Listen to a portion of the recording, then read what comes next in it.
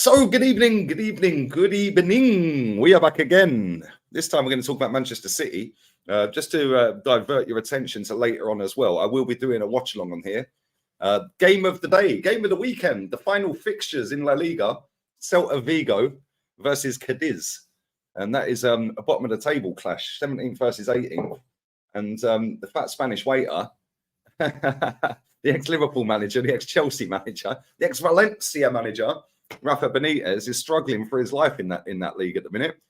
But yeah, should be a good game, to be fair. Two teams that have a go as well. So check that out. Make sure you sub to LB. It's LB is in the title. And there's nowhere near enough likes on this stream already. Over 120 people in here, not even 50 likes. Get to 100 and let's move. But Lewis, man. Yo. What happened, bro? What happened? It's all gone south, man. You got suspensions, you got potential suspensions coming, conceding goals, not finishing your chances. It's not good, man. Yeah, listen, it's a bit of a weird one, really, because we ain't even been playing that bad, and it's almost more annoying that we're not even playing that bad because it's like you should have won. Whereas when you play bad, you can kind of just be like, "Oh, we played bad, like we didn't deserve to win or whatever." But when you say that, we were going forward. We were good against Chelsea. We scored 3 goals. Thought we was well better than Liverpool. Just didn't take our chances. And yesterday, again, much better. We could have killed them off in that first half. It could have been embarrassing. But unfortunately, mistakes at both ends of the football pitch. We're not killing games off. If you notice, against Chelsea, Liverpool, and Tottenham, we never went more than a goal clear. And unfortunately, we're not defending right. We're not defending proper. So it is what it is. We only have ourselves to blame. We're not, like I say, we're not killing games off, not defending good enough. I don't know what it's cost us because we should have won all 3 games, man. And that's the annoying thing. We're not even played that bad. It's just individual errors, whether it be strikers, midfielders, or defenders. So it is what it is. The good news is we're only 3 points behind. After 3, not the worst, but not like it's kind of difficult to say they were bad performances because I don't think they were. They were just like mistakes. And we're only 3 points behind. Unfortunately, we have Villa away on Wednesday night. So, mate, and honestly, probably the worst place you could go outside of us or Liverpool, really. My confidence level there is absolutely on the floor, mate. Like, it could be 4 games without a win. That's not me being negative. That's just, me giving Aston Villa the respect that they deserve. But you've said it before, like, you'd rather have a blip at this point of a season rather than have it like we had it at the back end of the season. When, of course, yeah. In the final stretch. And not only that, like, when I look at City, I enjoy watching City play football. Yeah, but I ain't seen the free-flowing football from last season, or the seasons before that, like when you had Mahrez as false 9, De Bruyne at false 9. When you didn't have a striker for 2 years, like the football was just insane at times. But I think that obviously De Bruyne's a big miss. It'll be a big miss for any club. But I just don't think you found that midfield balance yet. Like I heard you saying on the stream earlier, that Bernardo, you should play him right wing. Yeah, he's not creative. He don't score goals. Yes, he's very good on the ball and he's a sick footballer. But when you're playing him in midfield, don't really work against a lot of teams, man. Yeah, and he's not as effective, like, in terms of dragging you up a pitch when he's on the right wing. I mean, look at his performances in the Champions League last year. Right wing, he was absolutely on smoke. I'm shocked. Yeah. It's mad because we've got a bit of a problem with Alvarez, right? And the problem basically for people obviously in the stream that don't really know is a striker. Big up Static, man. Thank you, bro. We've got a bit of a problem with Alvarez because he's a striker and he's an elite level striker. He won the World Cup with Argentina and he done very good last year in his first season. And he's done all right this season. Let's not get it twisted. He's done all right. His goals and assists this year have been decent. But unfortunately, we're playing him in midfield. And the reason we're doing that, of course, is because Kevin De Bruyne's not available. But the reason we played him there, in my personal opinion, is we're forcing him in. Because the problem is, if you don't play him, right, because he's not going to get in front of Haaland, you think he's going to be sit on the bench and just chill. No. He's one of the best strikers in the world. So someone's going to come along and say, why are you sitting on the bench? Come join us at Bayern Munich. Come join us at Real Madrid. Come join us at Barcelona. Come join. So I think we're forcing him in because we don't want him to leave, essentially. Now, that's only a temporary solution because ultimately when Kevin De Bruyne's back, he's going to get dropped anyway. But he's not the reason why we've not been winning, in my view. The midfield, it's been weird. We're playing Walker high up the pitch, which is weird. He's the best defensive right back in world football. You're taking him away from that and putting him up the pitch. And when he goes up the pitch, he's one of the worst attacking fullbacks in world football. So I don't really get that, to be honest with you. But listen, I just think we're trying to get by, Lee. And this is what I've been saying all season. Yeah, that's true. That's funny, man. Yeah, That's a good point. Honestly, I've said this from day one since Burnley. I think we try to get by. I think we just try to get by until January, until Kevin De Bruyne back, and then said, right. Actually, don't you think that's weird though? Because City don't just get by, do they? Like it's almost like you are just getting by, but City don't normally just get by. City normally set the standard and set the pace. Well, maybe not in terms of leading the league all season, but you always know that even if they have a couple of injuries in previous years, to a De Bruyne, who's had quite a few over the years, albeit not massively long-term ones, you've always got adequate replacements. Whereas this season, you've let Gundogan go, you've let Mahrez go, Laporte's gone, Cancelo's gone. He played well last night. He's been playing well recently. And you've let 4 big players go there. And the replacements are nowhere near.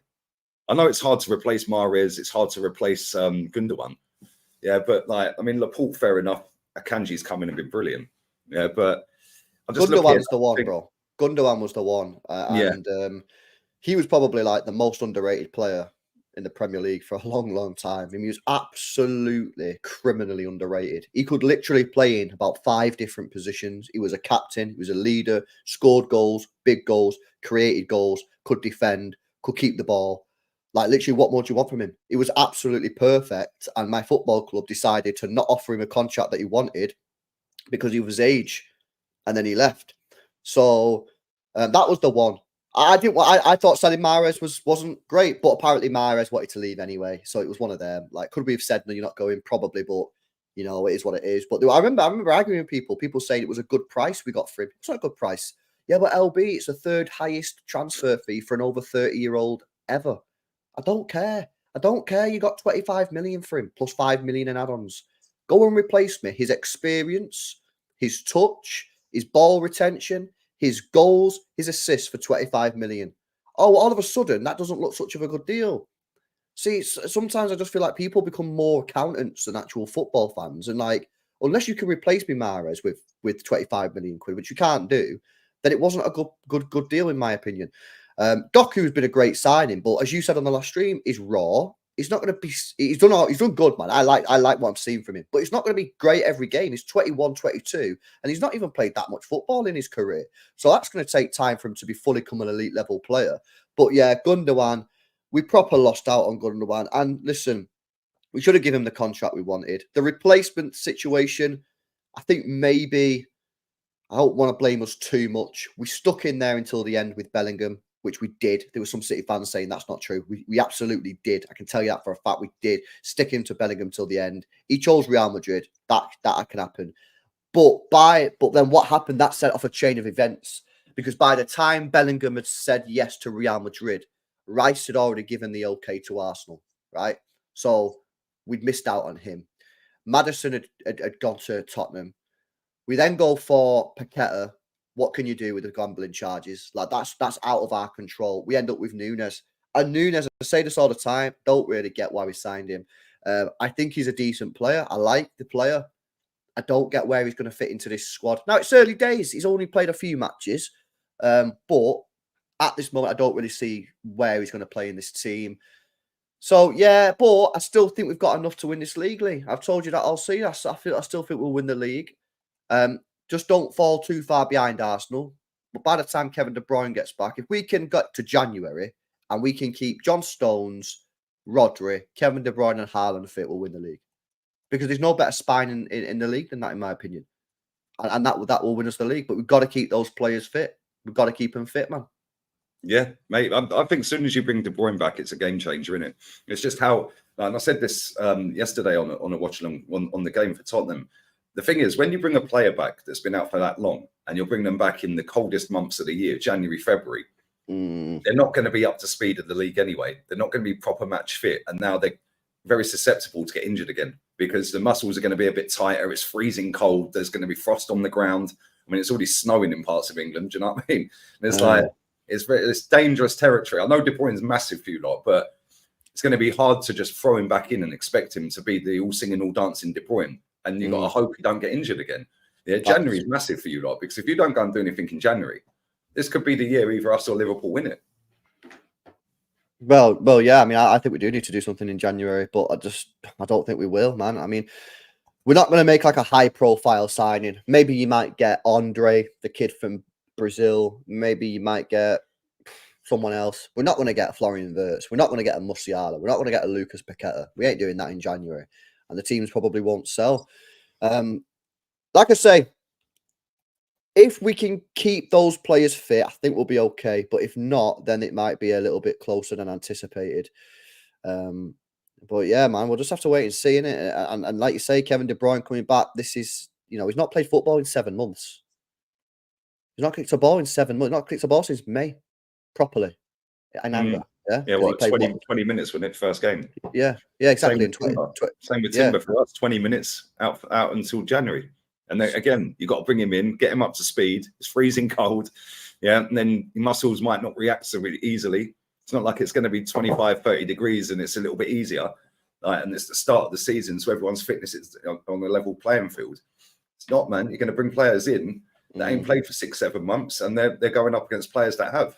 Exactly. Totally different ball game, man. Totally different ball game. And I think that I said this on the show with Said, and big up for Said redirecting as well, man.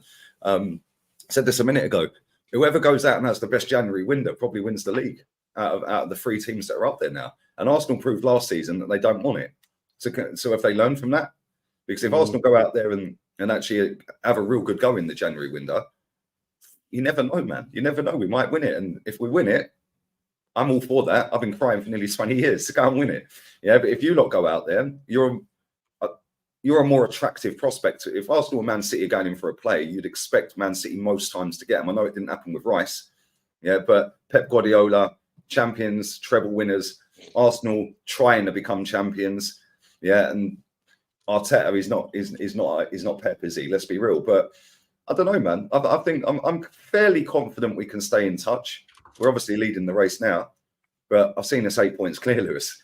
I ain't getting carried away, even if we go 8 clear again, mate. Trust me, I made that mistake last season. But I just think that if City go out there and get another midfielder and go and get another defender, because I do think you need another defender. Yeah, and I think you've got enough going forward. Like you've got Grealish, you've got Foden, you've got Bernardo, you've got Alvarez, De Bruyne's coming back, you've got Haaland as well. I think you've got more than enough going forward. I think you just need that central midfielder and another defender. Yeah, I don't know, because I feel like we might need another winger, man. But it all depends on what he's doing with Bernardo Silva. If he sticks Bernardo back on the right, then we probably chill. But we definitely need another midfielder. I mean, we are crying out for another midfielder. Who would you get? I'd go for a creative player. I'd be looking at someone who can create us goals and get goals. So I'd be looking along the lines of any of them 3 players that I mentioned earlier: Musiala, Wirtz, Paqueta. Any of those 3 I think would be fantastic additions. And I think they're all attainable, but just not in January. Obviously, if you go and throw 150 million at them, then maybe you can get them out. But City are not going to do that. So you're probably going to have to wait until the summer, But I'd be looking at one of those 3. I think they're all great players. They all have little unique sort of stuff about them. I like all 3 of them. So any of them, really. I like all 3 of them, yeah. They're all decent.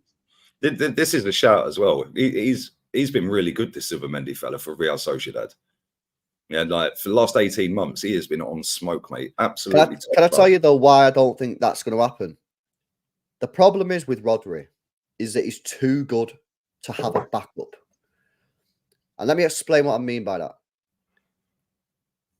Rodri is going to play in pretty much every single Premier League game because he's too good to drop, right?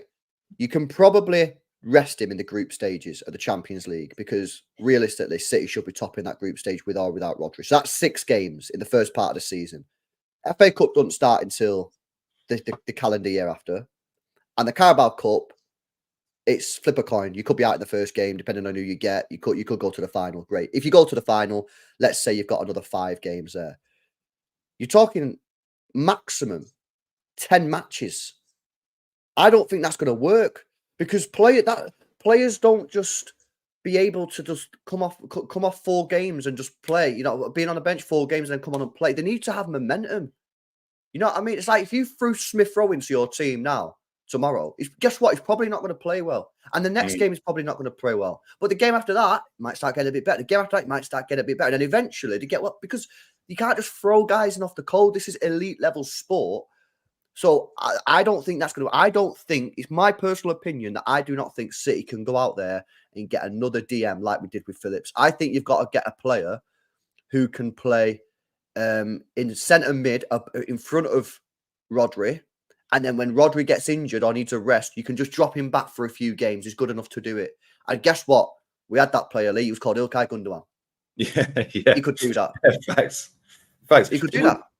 Do you think, like, because the lad at Fulham, Paulinho, I know he's a little bit more defensive. Do you not think that's somebody you should go for? Because Rodri's so good on the ball that Paulinho could kind of do the Rodri role and Rodri could go a bit more forward. Or do you just think that's complicating it too much? Because I think you can get Paulinho, and I think he's obtainable, mate. I know, he definitely is attainable, and I think you could get him out of January as well because they are having a great season. But I just don't know whether that would work. I don't know. I think you've got to be looking for someone in that Gundogan mold who can play in the team. And I thought Núñez might be able to do it. This is the thing. I thought Núñez might be able to play that role of being playing in the midfield, and then when Rodri needs a rest or gets suspended or whatever, gets injured, he can just drop back for a couple of games. And I'm not saying they have to be 10 out of 10 in the number 6 position in the defensive mid. I'm just saying they've got to be able to get by for a couple of games, right? And I thought, but he had the chance to play as a defensive midfielder when he was suspended, Rodri, and he never played him there. So he played Bernardo Silva there. So, yeah, I don't know, man. It's a bit of a strange one, our midfield situation, to be honest, bro. Strange.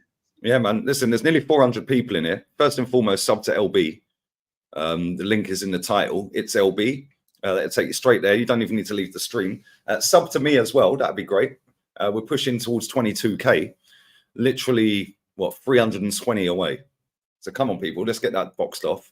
And I will be back on here later for a watch along for the Celta Vigo Cadiz game.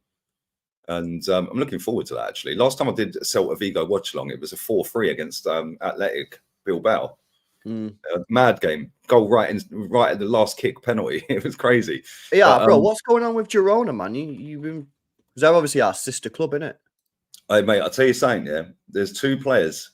Can't remember the striker's name. He scored a banger at the weekend. They ruled it offside. But there's a fella, I didn't even know this. He's on loan from you, like Yan Kuto. Oh, the right back. Bro, that guy can cross a ball better than anyone I've seen for a long, long time. Yeah, literally. Mate, he came on at the weekend. They were 1-0 down to Valencia. And 5 crosses in 5 minutes, mate, and he won the game for him. Like, literally every cross on the money, mate. Pinpoint accuracy, perfect. But every time I've watched him this season, exactly the same. Yeah, he normally comes off the bench. Yeah, it's like an impact sub. Yeah, and he's got pink hair. I'm like, bro, you have to be a baller with pink hair, innit? Yeah. But he comes off the bench quite a lot. And every time I've watched him this season, he's changed the game. Every time he can cross consistently good. Yeah, and he's only like, 21? Yeah, maybe you should bring him back. What about that Savio? A lot of City fans are raving about him. Apparently he's meant to be the Brazilian lad. Yeah. Yeah, that's the striker I was on about. Mate, the goal he scored at the weekend, I don't know how they ruled that offside.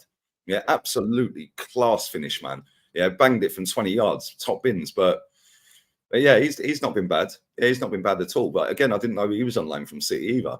But Girona ball out, man. Yeah, they play good football. I don't think they'll win anything, but they're in the mix. They get Champions League though. I mean, they got promoted, weren't they, a few years ago? Yeah, that's last season. Yeah, it's a pretty mad season, that, isn't it? Yeah, they're currently joint top with Real Madrid. 12 wins, 2 draws, 1 loss, both of them. So how come they didn't get relegated in 2018? How come they didn't get relegated in 2019, Lee? Because they finished 18th, but then the year after they were still in La Liga. What's going on there? I'm on Google. La Liga 2018-19. Barcelona won it with 87 points. They finished 18th in the relegation zone, but then I go into the year after. Oh wait, what? That's weird. Interesting. No. It's Google's messing up. It's just deleted a few years for some reason. I'm not entirely sure what's going on there with Google's having a bit of a meltdown, man. But yeah, if they get top 4, bro, that's no, they did get relegated. Yeah, they did get relegated. Yeah. Yeah, they lost 4 of their last 5 games that season and got relegated. And then 2021, they were still in the division below, Segunda. Then 2021-22, they still hadn't made it back up. So they were in the second division. Then last season, they got promoted and finished, the season before, they then got promoted. Last season was their first season back and they finished 10th. And now they're joint top. And that's a mad turnaround. They're doing what Burnley should have done this year in the Prem, innit? No, mate, they're doing what Brighton should be doing. Like playing good looking football, good on the eye. Yeah, but that just proves right there that you can be relegated, come back 3 years later, finish 10th, and now you're sat joint top with Real Madrid. Yeah, and this is why when people get on to me about my take on Brighton and stuff like that, it's like, mate, Brighton have got fortunes. They sell player after player after player. They've made £250 million profit from sales to buys. Spend £250 million, you might be top of the league. Yeah, this lot ain't spent hardly anything and they're sat top. Mad. But yeah, they're good to watch, man. They're really good to watch. Yeah, but a lot of these teams in La Liga are good to watch. Like I said, Celta Vigo have a go. They've only won one game this season. That's crazy as well, man. Rafa Benitez is probably on the verge of a sack. Yeah, they've won 1 out of 14. But every time I've watched Celta Vigo and Granada are 19th, yeah? They've got a left-back. He's on loan from United. I can't remember his name. Fernandez. That's him. Is it Alvaro Fernandez? Yeah, he was on loan at Preston last season. Baller. Absolute baller, mate. But Granada always have a go. Yeah, like that's probably why they're 19th. But when I watch this league on a regular, man, all the teams have a go. Yeah, they're all trying to play football, and they don't always. They're not all doing this tippy tappy out the back crap. Yeah, do you know what I'm saying? Obviously, some of the bigger teams do, but yeah, it is good to watch, man. It is very good to watch. So yeah, but let's move on, man. Let's go to this possible Haaland suspension. Obviously, he weren't happy. I get why he weren't happy. The ref plays on. Signals to play on. He puts Grealish through with a sick ball and then he blows the whistle. He's then in the ref's face, screaming and shouting. Grealish was in the fourth official's face, screaming and shouting. He was lucky he weren't sent off, to be fair, because he was already on a yellow card for kicking the ball away stupidly.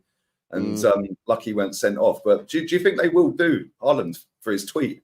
Because he put "what the fuck," didn't he? He quoted the footage.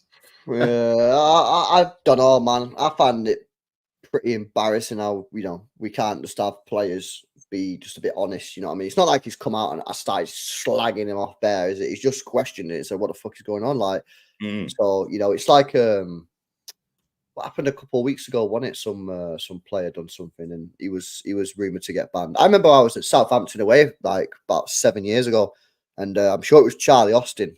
I think we were beating him 3-1 or something, and he got subbed off, and City fans were giving him a load of stick. And he put his middle finger up to the City fans. He gave them one of them ones. He got banned, and I'm just like, come on, man! Like, it's just a bit of banter, you know what I mean? Like, so if a player can't just have a little bit of a tweet, he's not going absolutely mad. He shouldn't be banned. Let's be real. Will he get banned? There's potential he'll get banned. He shouldn't get banned. No chance. You should be able to. You should be able to just have your say, have your opinion, unless you want just robots in the league. But yeah, we'll have to wait and see. I think he's on a fine line. But if he gets suspended, mate, I don't even. We did a potential team 11 this morning. If Núñez is still ill and Haaland gets suspended, it all depends on Doku. If Doku's not fit because he went down the tunnel after the game because he's holding his thigh, mate, Oscar Bob will play the game. Which is crazy. Our squad is you doing that 11. Yeah, I would have put Rico Lewis in that 11. He was in the end. He was in the 11 in the end. Because the back line that you guys picked, I thought was spot on. Yeah, Kyle Walker's not been great. He's not been great. But then the midfield. See, this is the thing. Your midfield, man. Like as soon as Rodri's out, as soon as Grealish ain't available, like it's looking a bit wild. Yeah, because you ain't going to play Calvin Phillips. Yeah, Núñez is ill. All of a sudden, you ain't really got a lot, have you? Bro, our midfield, yeah, it would be Kovacic, John Stones, Rico Lewis, Oscar Bob. If you compare that to the midfield four that started the Champions League final of John Stones, Ilkay Gundogan, Kevin De Bruyne, and Rodri. Mate, it's night and day. It's absolutely. And I know, obviously, we've got injuries and suspensions. What can you do? But like, it shows you again, squad depth. People think we have this squad depth, and I don't know why they think it is, because we don't have squad depth. We got statistically one of the smallest squads in the Premier League. It's a fact. It's not me just giving my opinion. It's a factual information. Pep Guardiola's literally asked every weekend about in the press conferences, why do you like working with smaller squads? Yet people always come in my streams and say, you've got one of the biggest squads in the league. What are you moaning about? So I don't know what people. In fact, I do know what it is. This is what people do, man. People don't actually know what they're talking about, and because they're sheep, they just say what everyone else is saying, and that's the truth. So this is what they say. Yeah, I mean, it's obvious. It's like I always say it. It's like, there's lots of stuff that you can say, man. But yeah, our midfield is chalks, and it's not looking good, Brett, for the game on Wednesday, mate. It's not looking good. If that's our midfield, that is wild. I mean, fair play to him. I'm buzzing. Oscar Bob, Rico Lewis. Congratulations, 2 young lads coming through. I'll be buzzing for him. You know what I mean? Obviously, I'd be really, really happy that they started a massive game, but it's not looking great, mate. No, it's not. It's looking good for us. Yeah, we got Luton on Tuesday. Yeah, Luton tomorrow.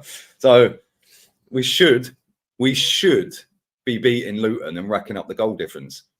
Yeah, and then sitting there going, right, come on then, Unai Emery, what you got for us? What you got for us? Because we've got them on Saturday. Yeah, so I'm kind of hoping that both of you have a really end-to-end game, loads of running around. Yeah, like goals galore. Yeah, 3-3, 3-2, something like that. Yeah, and then they're knackered for the game at the weekend. We have a nice little cigar on against Luton, extra day's rest, and then we go and pam them at the weekend.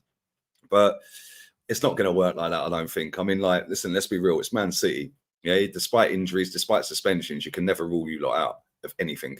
Yeah, it's Pep Guardiola, man. He's got a proven track record, and so have Man City players. So, yeah, and Unai Emery, as good as he's been at Aston Villa, you'll always have a chance of scoring. Yeah, and then it's how good you are defensively.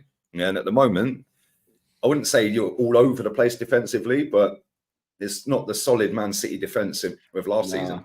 No, and it's individual errors which you can't coach that, Lee. This is what I'd almost wish our defense would just be like just a bad defensive line or bad defensive shape, because that can be coached. You know, if the defensive line's all over the place, they're not in unit, or one's pressing, one's not, then you can get on the training ground, can't you? And Pep and the team can be like, right, look at what you've done. This is what you're doing wrong. This is what we need to do. And we can work on it. When it's individual mistake, you can't coach that, because that's just someone not doing something that you should. But you can't coach that. You can't coach Kyle Walker not closing down a cross and not sticking his foot out to stop the cross. You can't do that. So, yeah, listen, I think you're just going to have to play through it. And listen, this is what I'm saying. Yeah, this is what I keep saying. For me, this is why we're just trying to get through this period. We're only 3 points behind Arsenal, and this isn't a good part of the season. We lost 2 games in a row. We've now drawn 3 games in a row, and we're only 3 points behind Arsenal. So, context is key here, because considering that we've not been great this season so far, we're not actually in a terrible position. If you guys beat Luton, as we expect, and City was to get beat off Villa, and then it's 6 points, that's where it starts to become a little bit more, hang on a minute, we're 1 result away here from potentially being proper in the mud. So we need to fix up quickly. And after Villa, we do have some easier games and you have some trickier games. So it can quickly change, but it can also quickly get even worse. So, like I say, stick in there, try and just grind out results. I'm not bothered about performances at the moment now, mate. Yeah, I mean, I was earlier on in the season, but now I'm like, forget the performances, because we've been playing all right. We've been playing all right against Chelsea, against Liverpool. The league table's weird though, man. I mean, like, Aston Villa are 4 points off the top, and they've won 1 away game in 2 months. Like, it's mad, isn't it? It's actually crazy. Yeah, Liverpool, obviously, they're only 2 points behind. The only loss they've got is when VAR done them, like against Tottenham. Otherwise, we'd be talking about them unbeaten right now. Yeah, so correct. Yeah, it's weird, man. Very weird. We've only lost 1 game this season. Yeah, and that was to Newcastle with a dodgy decision, you could say. People were going nuts about that. So, yeah, it's been very weird, man. But the thing is, the reason it's so tight is Liverpool have drawn 4 games. We've drawn 3 games. Yeah. And the draws kill you off, man. Man City have drawn 3 and lost 2 already. But you have won 1 game less than us. Yeah, like... Do you know even if you look at United have only won 2 games less than Arsenal. Yeah. And they're 9 points off of us. and they've lost 6. Yeah. And they're only 9 behind. It's wild, man. Do you know the 2 years that we went pretty close with Liverpool? Not 2022. Oh yeah, 2022, 2021, right? That season. We won the league by a point. Do you know we lost more games than Liverpool that season? But they drew more than us. So kill you, man. This is, and I think this is where people have gone wrong. 15 years ago, a draw wasn't the worst result because teams were not regularly getting 90 points a season, Lee. You know, I don't know if I just randomly go back to the case of get out there with a draw, and at least you got something on the board. But it's not the worst result in the world. Like getting a draw against Tottenham yesterday, getting a draw against Liverpool, against Chelsea for City. If we were playing this 20 years ago, say City were in the title 20 years ago, there'd be decent results because teams were winning the title with high 70s, low 80 points. So they were great results. Now it's high 80s, 90s. Points are not great anymore.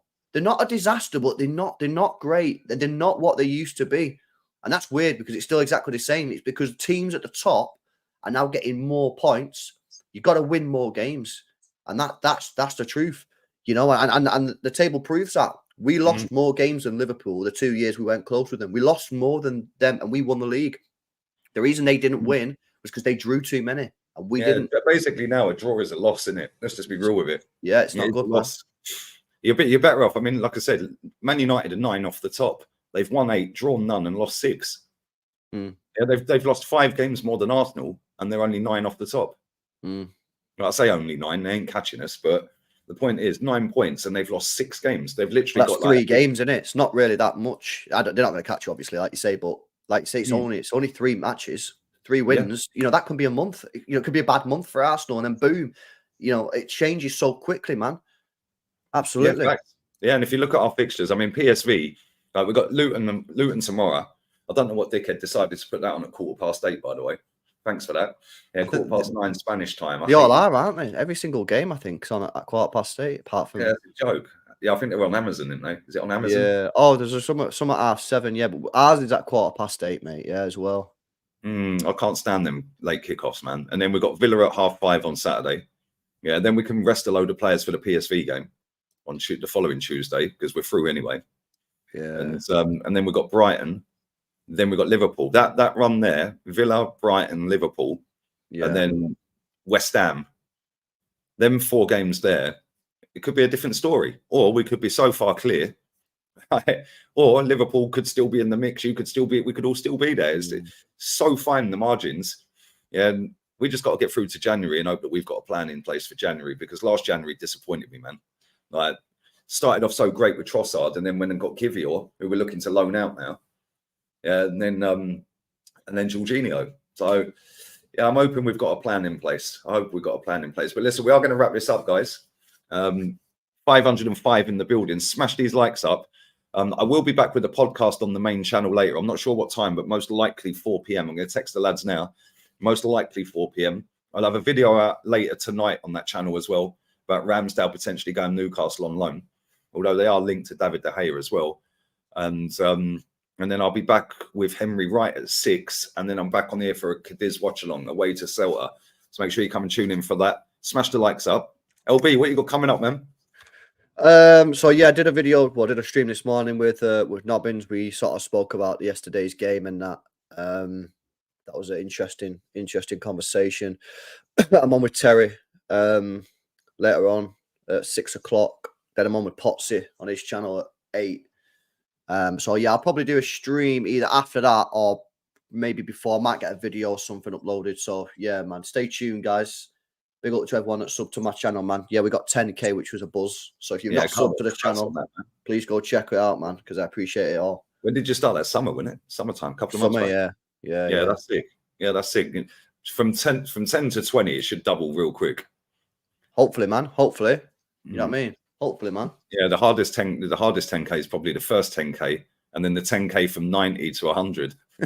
Yeah, because you're watching it at that point, you're looking at it like, oh, bro, this last 1,000 to hit 90 has seemed to take an eternity. It's not, because I'm looking at the figures and it's like it's going in the right, the normal level, but the last 1,000, man, because I'm like watching. you say, though, because You're checking it, bro. Yeah, That's man. why It's like when you're at work and that, and you're clock watching. You're like, "Wow, come on! I want to finish work. I want to finish work," and it just seems to drag and drag. Yeah, if you don't watch it, just get on with it, innit? And it flies quicker. Facts. But who's live that we like? Let's have a look real quick, and then we'll wrap this up. Who's live that we like that we can redirect you to? I can't even check, man. My mouse has died in it, so I can't even move the mouse. I have to go get some batteries, innit? What time? Hold up. I think Rance is about to go live. I think he actually is live right now. Is Rance live? Well, I'm getting an advert, so I'm assuming he's live. One sec. Yeah, Rance is live. We'll redirect to Rance then. All right, let me just get the link up real quick. Make sure you smash the likes up, people. And sub to LB as well. Let me get that link and go and spam Rance's chat. It's going to redirect you there. I'll be back with a podcast on the main channel later. Obviously, check out LB's channel as well in the title. And yeah, man, it's been a sick show. I'm going to be doing more on there. I want to try and do a stream every day if I can. So yeah, man, they're having an emergency meeting over on Rance's channel. The emergency meetings ain't stopping. The Ten Hag Out show part 5 will probably be coming this week. Did you see his thumbnail the other day? Oh, bro, I was in tears. Hey, he's funny, man. I can't lie. But yeah, listen, go and spam Rance's chat, people. Lee Gunner sent me. Lee Raid, whatever you want. Yeah, we're out of here. Bless up Lewis as well. We're out, man. See you later.